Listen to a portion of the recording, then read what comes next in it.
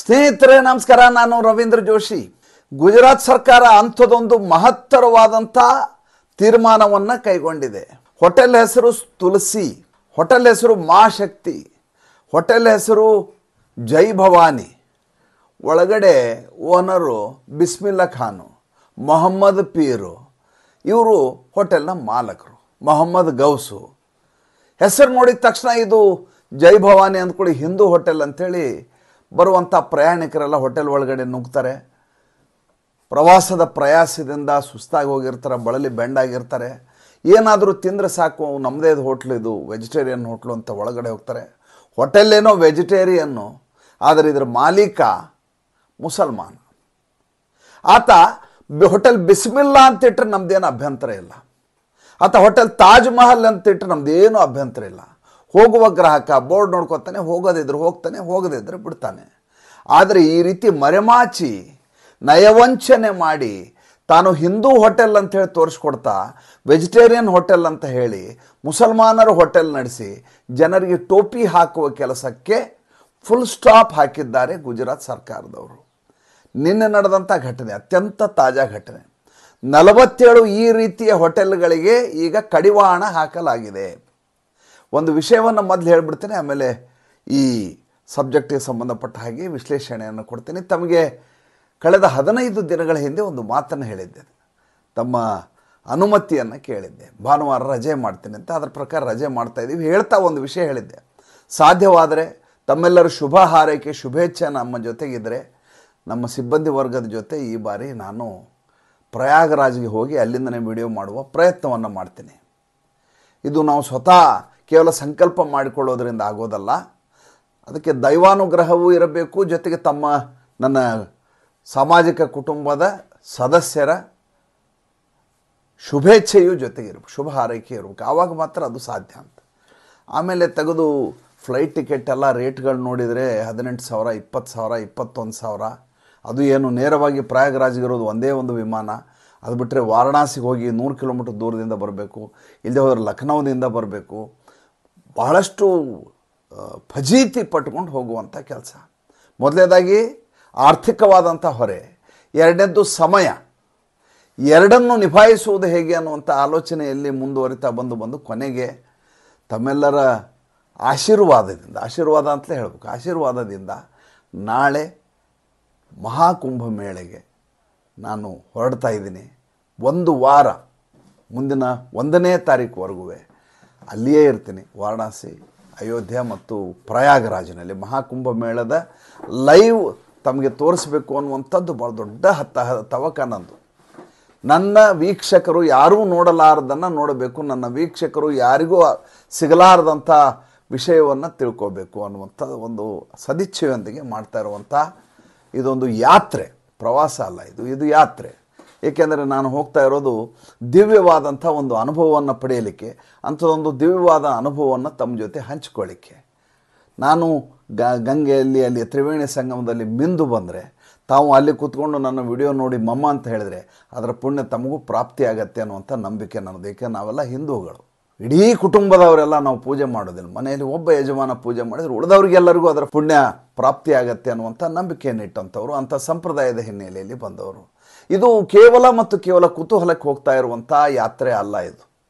ಇದು ಅದರೊಳಗೆ ಹೊಕ್ಕು ಸಾಧ್ಯವಾದಷ್ಟು ದೈವ ಸನ್ನಿಧಿಯಲ್ಲಿ ಸಮಯವನ್ನು ಕಳೀತಾ, ತಮಗೆ ಸಮಯಕ್ಕೆ ಆದಷ್ಟು ನಿಗದಿತ ಸಮಯಕ್ಕೆ ವಿಡಿಯೋಗಳನ್ನು ಕಳಿಸ್ತಾ ಸಂಪೂರ್ಣವಾಗಿ ಶಿಸ್ತಿನಿಂದ ಮಾಡ್ಕೊಂಡು ಬರಬೇಕು ಅಂತ ತೀರ್ಮಾನ ಮಾಡಿರೋದು.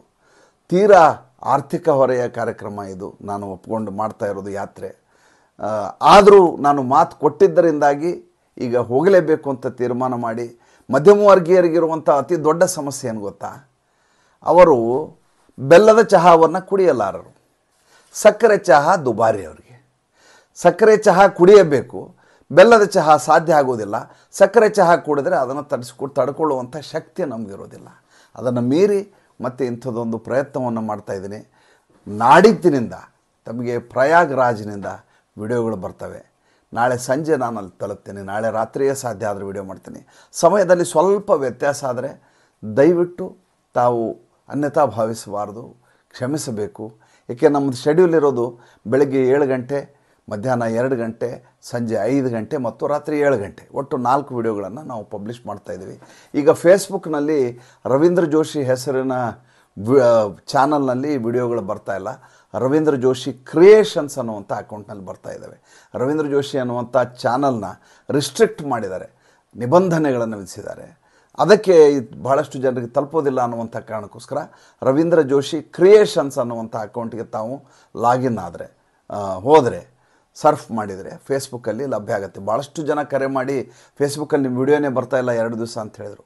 ಯಾವುದೇ ಕಾರಣಕ್ಕೂ ದೇವ್ರ ಮೇಲೆ ಹೂ ತಪ್ಪಿದ್ರು ನಮ್ಮ ವಿಡಿಯೋ ತಪ್ಪೋದಿಲ್ಲ ಅಂತ ಉತ್ಪ್ರೇಕ್ಷೆ ಇರ್ಬೋದು, ಆದರೂ ಆ ಮಾತನ್ನು ಯಾವತ್ತೂ ಹೇಳ್ತೇನೆ ನಾನು. ದೇವ್ರ ಮೇಲೆ ಹೂ ತಪ್ಪಿದ್ರು ನಮ್ಮ ವಿಡಿಯೋ ತಪ್ಪಿಸಲ್ಲ ನಾವು ಅಂತ. ಅತಳ ಪಾತಾಳ ಸುತ್ತಳದಲ್ಲಿದ್ದರೂ ಕೂಡ ಸಂಚಿಕೆ ಮಾಡೋದೆ ಅಂತ ನಮ್ಮದು ಸಂಕಲ್ಪ. ಅದು ಆ ನಿಟ್ಟಿನಲ್ಲಿ ಇನ್ಮೇಲೆ ಫೇಸ್ಬುಕ್ಕಲ್ಲಿ ರವೀಂದ್ರ ಜೋಶಿ ಕ್ರಿಯೇಷನ್ ಅನ್ನೋದಕ್ಕೆ ನೀವು ಸಬ್ಸ್ಕ್ರೈಬ್ ಮಾಡ್ಕೊಳ್ಳಿ. ರವೀಂದ್ರ ಜೋಶಿ ಚಾನಲ್ಲು ಅಲ್ಲಿ ಭಾಳಷ್ಟು ಸಮಸ್ಯೆ ಇರೋದರಿಂದಾಗಿ ಬ್ಲಾಕ್ ಆಗೋ ಸಾಧ್ಯತೆ ಇರೋದರಿಂದ, ರಿಸ್ಟ್ರಿಕ್ಟ್ ಆಗಿರೋದರಿಂದ ಈ ಕ್ರಿಯೇಷನ್ಸ್ ಅನ್ನುವಂಥ ಚಾನಲ್ಗೆ ವಿಡಿಯೋಗಳನ್ನು ಅಪ್ಲೋಡ್ ಮಾಡ್ತಾಯಿದ್ದಾರೆ ನಮ್ಮ ಸಹೋದ್ಯೋಗಿಗಳು. ಮಹಾಕುಂಭಮೇಳ, ವಾರಣಾಸಿಯ ಘಟ್ಟಗಳು, ಸ್ನಾನಘಟ್ಟಗಳು, ಜೊತೆಗೆ ಅಯೋಧ್ಯೆ ಶ್ರೀರಾಮಚಂದ್ರ ದರ್ಶನ, ಇದೆಲ್ಲವನ್ನು ತಮ್ಮೆದುರಿಗೆ ಪ್ರಸ್ತುತಪಡಿಸುವ ಪ್ರಯತ್ನವನ್ನು ವಿನೀತವಾಗಿ ಮಾಡ್ತೇನೆ. ಆ ಸಂದರ್ಭದಲ್ಲಿ ಸ್ವಲ್ಪ ಸಮಯದಲ್ಲಿ ವ್ಯತ್ಯಾಸ ಆದರೆ ಕ್ಷಮಿಸಬೇಕು. ಸಂಚಿಕೆ ಹೇಗಿದೆ ಅನ್ನೋದನ್ನು ನಿರಂತರವಾಗಿ ತಿಳಿಸ್ತಾಯಿರಿ. ಆರ್ಥಿಕವಾಗಿ ನಮ್ಮ ಜೊತೆ ನಿಂತ್ಕೊಳ್ಳಿ. ಹೆಚ್ಚು ಸಾಧ್ಯ ಆದಷ್ಟು ವಿಡಿಯೋಗಳನ್ನು ಮಾಡುವಂಥ ಪ್ರಯತ್ನವನ್ನು ನಾನು ಖಂಡಿತವಾಗಿ ಮಾಡ್ತೀನಿ, ಪ್ರಾಮಾಣಿಕವಾಗಿ ಮಾಡ್ತೀನಿ, ದಕ್ಷತೆಯನ್ನು ಮಾಡ್ತೀನಿ, ವಿನೀತನಾಗಿ ಮಾಡ್ತೀನಿ. ಈಗ ಗುಜರಾತ್ ವಿಷಯವನ್ನು ತಮ್ಮೆದುರಿಗೆ ಹೇಳ್ತಾ ಇದ್ದೆ. GSRTC ಅಂತ, ನಮ್ಮಲ್ಲಿ ಹೆಂಗೆ KSRTC ಅಂತಿದೆ, ಅಲ್ಲಿ GSRTC ಅಂತ, Gujarat state road transport corporation ಅಂತ. ಈ GSRTC ಅವರು ನಿನ್ನೆ ಮಧ್ಯಾಹ್ನ ಒಂದು ನೋಟಿಫಿಕೇಷನ್ ಜಾರಿ ಮಾಡ್ತಾರೆ. ಈ ದೂರದ ಊರುಗಳಿಗೆ ಹೋಗುವ ಬಸ್ಸುಗಳು ಎಲ್ಲಿ ಎಲ್ಲಿ ನಿಲ್ಲಬೇಕು ಅಂತ GSRTCಯೇ ತೀರ್ಮಾನ ಮಾಡುತ್ತೆ.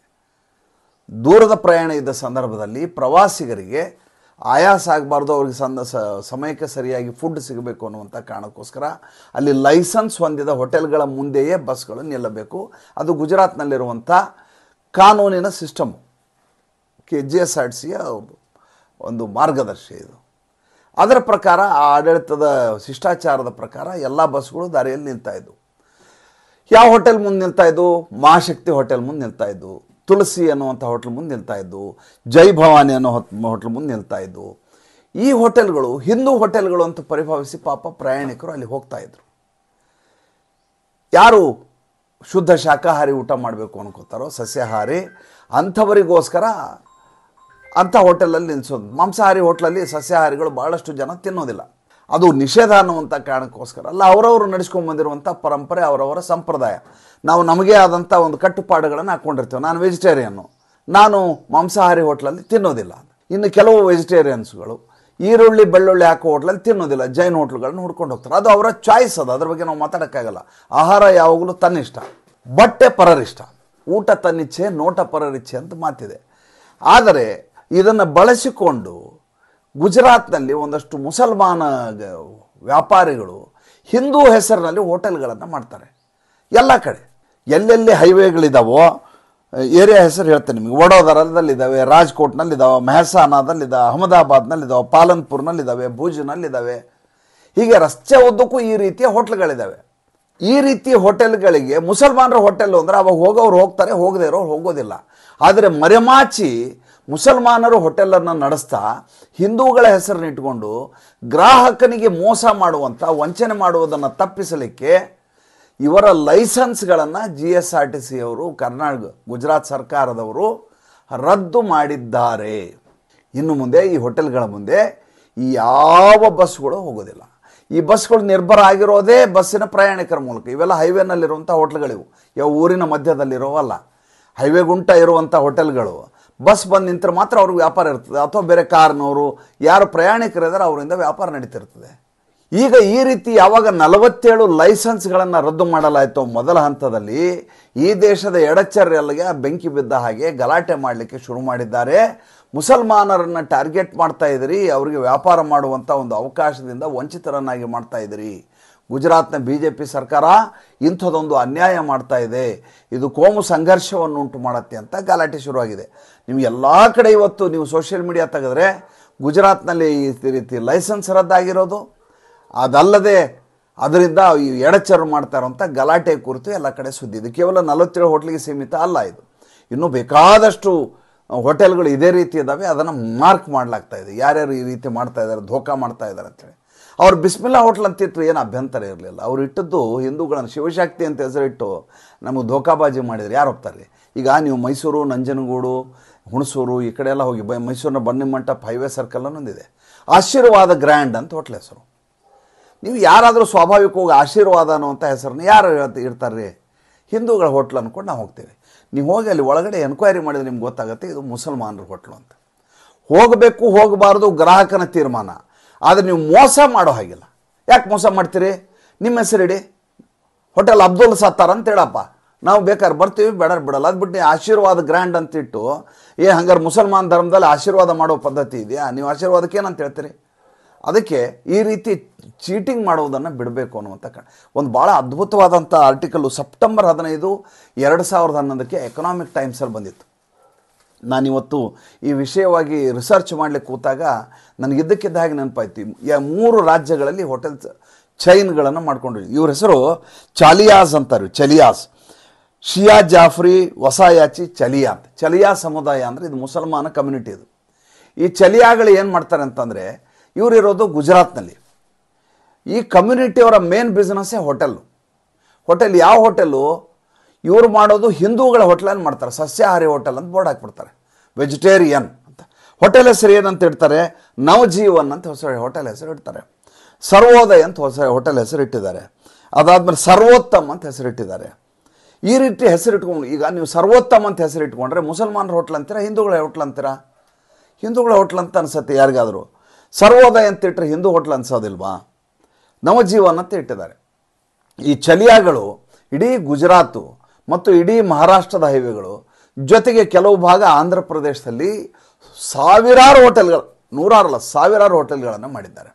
ಬೋರ್ಡನ್ನು ವೆಜಿಟೇರಿಯನ್ ಅಂತ ಹಾಕ್ತಾರೆ. ಹೋಟೆಲ್ ನಡೆಸೋರು ಮುಸಲ್ಮಾನರು, ಕೆಲಸ ಕೊಡೋದು ಮುಸಲ್ಮಾನರಿಗೆ. ಅವ್ರು ಯಾರೂ ಕೂಡ ನಿಮ್ಮ ಮುಸಲ್ಮಾನರು ಅನ್ಸೋದಿಲ್ಲ, ಇವರು ಗುಜರಾತಿ ಮುಸಲ್ಮಾನರು. ಇವರು ಇದರಲ್ಲಿ 2 ಕಮ್ಯುನಿಟಿ ಇದೆ, ಶಿಯಾ ಚಲಿಯಾಜು, ಸುನ್ನಿ ಚಲಿಯಾಜ್ ಅಂತಿದ್ದಾರೆ. ಇವರು ತಮ್ಮದೇ ಕಮ್ಯುನಿಟಿಗೆ ಏನು ಬೇಕೋ ಅದನ್ನೇ ಮಾಡಿಕೊಂಡು ಬಂದಿದ್ದಾರೆ. ಆದರೆ ಇವರ ಗ್ರಾಹಕರು ಹಿಂದೂಗಳು.